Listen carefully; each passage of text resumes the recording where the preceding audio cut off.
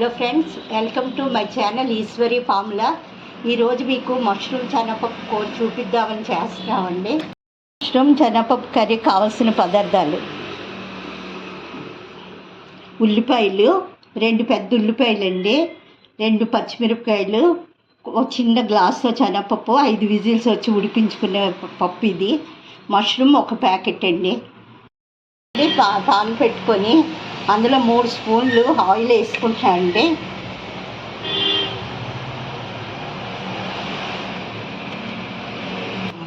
Oil వేడెక్కకండి ఉల్లిపాయలు పచ్చిమిరపకాయలు ఇందులో వేసుకోవాలి. ఇది కొంచెం గోల్డెన్ కలర్ వచ్చిన వరకు వేయించుకోవాలండి. ఈ ఉల్లిపాయలు పచ్చిమిరపకాయలు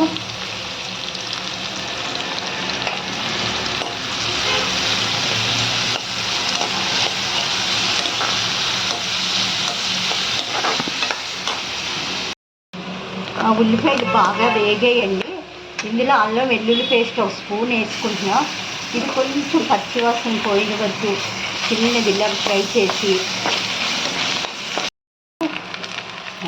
ఉల్లిపాయల్లోనే అల్లం వెల్లుల్లి పేస్ట్ వేసాం కదండి, అందులో ఈ మష్రూమ్స్ వేస్తున్నాం. ఈ మష్రూమ్స్ వేసి కొంచెంసేపు ఇలా మూత పెట్టి ఒక 2 నిమిషాలు ఉంచాక శనగపప్పు వేసుకోవాలి. ఇలా 2 నిమిషాలు మగ్గాకండి మష్రూము. కొంచెం చిటికెడు పసుపు వేసుకొని కారం వేసుకోవాలి.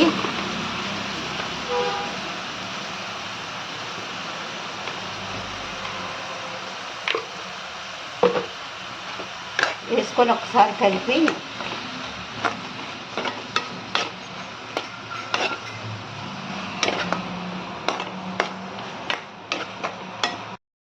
అది పసుపులో కారం వేసి బాగా కొంచెం ఇలాగ అయిన తర్వాత ఇందులో శనగపప్పు వేస్తామండి.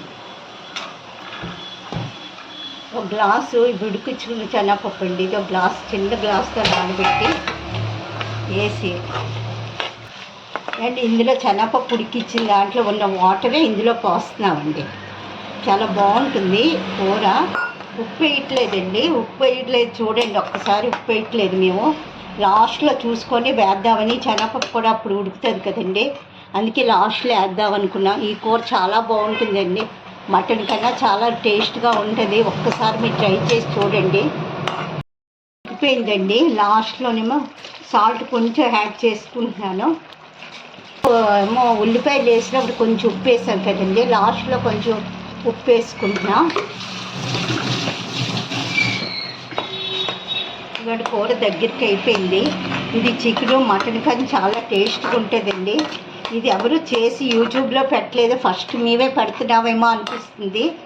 ఈ కూర మీకు నచ్చినట్లయితే లైక్ చేయండి, షేర్ చేయండి, సబ్స్క్రైబ్ చేయండి.